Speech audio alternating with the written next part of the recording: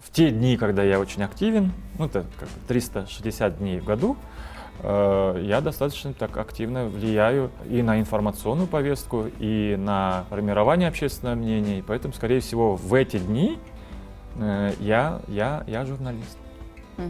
У нас как-то принято вот, к журналистике относиться как будто к каким-то писакам. Вот они вот там ходят, это какая-то очень малопрестижная такая профессия. Все какие-то более-менее успешные журналисты хотят стать политиками, видят себя там в каких-то парламентах. Хотя на самом деле это самая ключевая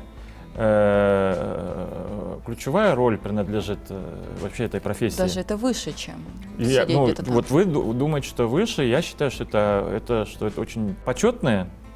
Ну и тем более я всегда, конечно, думаю, там, допустим, про Владимира Ильича Ленина того же, или там про Уинстона Черчилля, про Ататюрка. Ататюрк тоже был главным редактором газеты, он писал газеты, очень сильно сотрудничал вот до своей, и даже во время своей военной карьеры. Если по большому счету, если вот так, это вот Ленин, Черчилль, Ататюрк. И вы. Байсалов.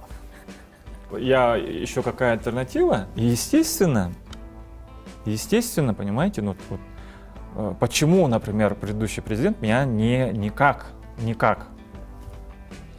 не продвигал, не предлагал, не принимал. То есть это связано только с внешними условиями? Ну да. Только с этим? Ну да, поэтому это же было ясно. Это все зависело от воли одного президента.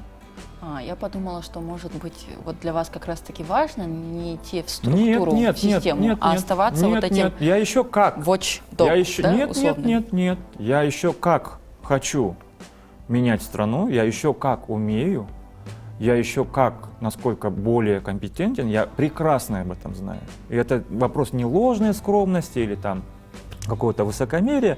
Я прекрасно знаю, что я умею и смогу, и могу очень многое. Но вопрос же не в том, что вот если у нас, которая уже раз авторитарная страна, где зависит все практически от воли одного человека. Вот у нас до последнего времени это так и же было, который он абсолютно не хотел никуда меня пускать. А когда ты еще ведешь очень долго, скажем так, более-менее безупречную линию, и тогда уже твое мнение, оно становится каким-то ориентиром. То есть ты можешь говорить, и как бы и никто тебя не обвинит в том, что ты там стараешься там то обслужить, или это обслужить, или тому продался, или кому продался. У нас принято только друг другу хорошие слова говорить, лайки. А если кто, не дай бог, что-то скажет неприятное, вот враг он.